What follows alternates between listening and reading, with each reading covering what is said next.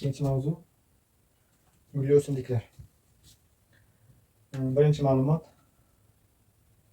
Gulli o'simliklarni 533 oila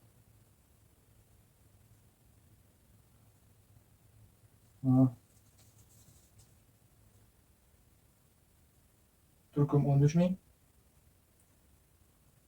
tur 250 mingdan ortiq turi bor. Xo'p, ajoyib xususiyatga ega bo'lgan o'simliklardan 10 ta berilgan. Ulardan birinchisi Seyshel palmasi.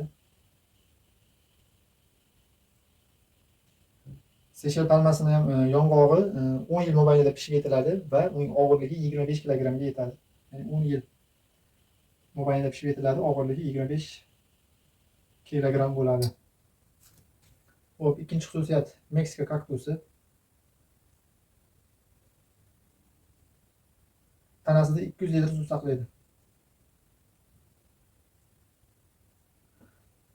saqlaydi. Xo'p, uchinchisi Kanari orollarida o'sadigan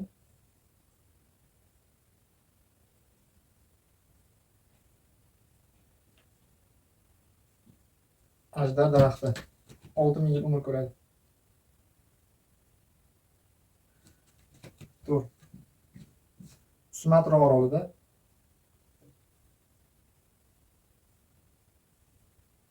refleziya guli o'sadi. Uning diametri 1 metr keladi va u dunyodagi eng katta gul hisoblanadi. 1 metr keladi. 5. O'zimiz O'zbekistonda o'sadigan uzoq suvsizlikka chidamli, barglari arang ko'rinadigan saksovul va qandim.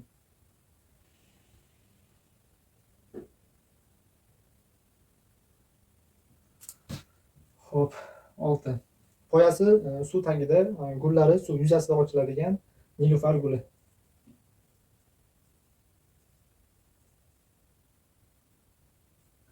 7. Hasharotlar bilan oziqlanadigan suv qaroqchisi.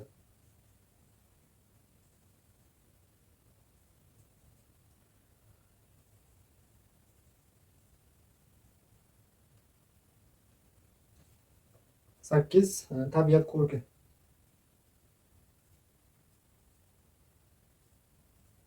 Tabiat ko'rkiga 5 ta o'simlik berilgan. Ular chinnigul,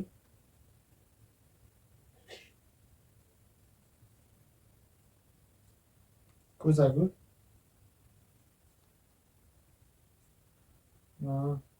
sallagul,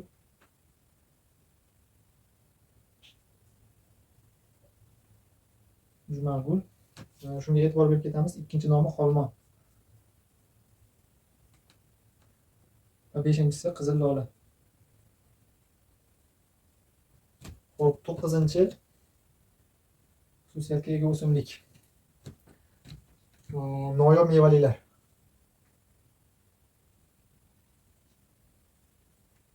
Uchta o'simlik berilgan. Pista, bodom,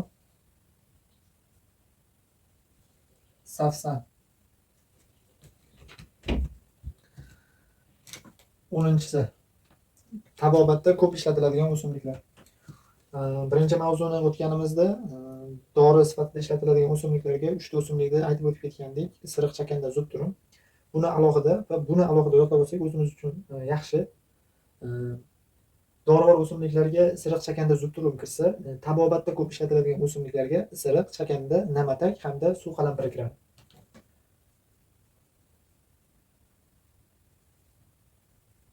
Ko'p ishlatiladigan isiriq,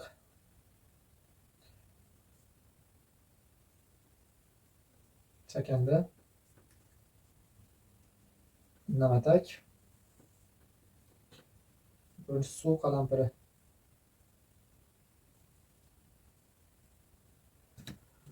Xo'p, gulli o'simliklarning kelib chiqishi. Gulli o'simliklar bundan 140 million yil ilgari urug'li quruqquloqlarning saqlanib qolgan vakillaridan kelib chiqqan. Xo'p. 3-chi ma'lumot. Ikkinchi ma'lumot, bu 3-chi ma'lumot. 140 million ilgari urug'li, qiriq quloqlar. Xo'p, 4-chi ma'lumot. O'simliklarni bilamiz. Organlari ikki xil guruhga bo'linadi. Ular vegetativ hamda generativ guruhlarga bo'linadi. Vegetativ guruh bu vegetativ so'zi o'zi lotincha so'zdan olingan bo'lib, o'sish, rivojlanish degan ma'noni anglatadi va o'simliklarning vegetativ organlariga ildiz, poya hamda barg kiradi.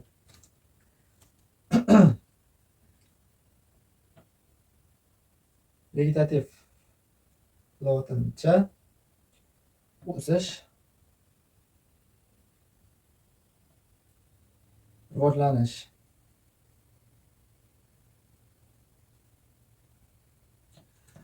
Xo'p, vegetativ organlarga poya, barg, ildiz. 5-chi ma'lumot. Generativ organlar. Generativ so'zi ham lotincha so'zdan olingan bo'lib, yaratmoq, tuzmoq degan ma'noni bildiradi. O'simliklarning generativ organlariga gul, urug', meva kiradi.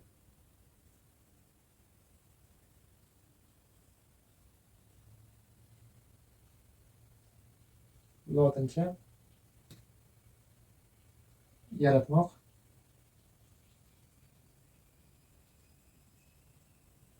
tuzmoq organlariga gul, urug', meva kiradi. Xo'p, 6-chi ma'lumot. O'zi bu ma'lumotni eslab qolish arziymi bilmadim, lekin men eslab qoldim. Alohida rasmi berilgan. Mabodo tushib qolishi mumkin. Shunchaki mavzuda rasmi berilgan, tekstda yozilmagan. Qurttana rasmi gulli o'simlikka misol qilib turib, qurttana o'simligini berib o'tib ketgan. Prosta shuni o'zim uchun ma'lumot sifatida olib qoldim. 6-chi ma'lumotga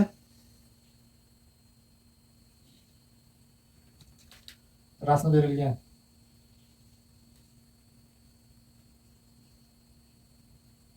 Gulli o'simlik, qurttana. 7-chi ma'lumotga yana shu rasmda berilgan, lekin tekstda keltirib o'tilmagan ikkita o'simlik bor.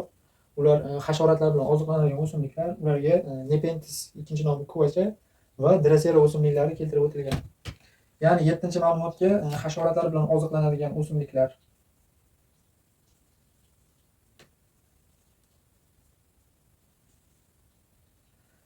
Uchta, chunki suv qaroqchisini ham aytib o'tib ketdik. 1. Nepenthes, ikkinchi nomi kuvacha. Ikkinchisi Drosera. Uchinchisi suv qaroqchisi.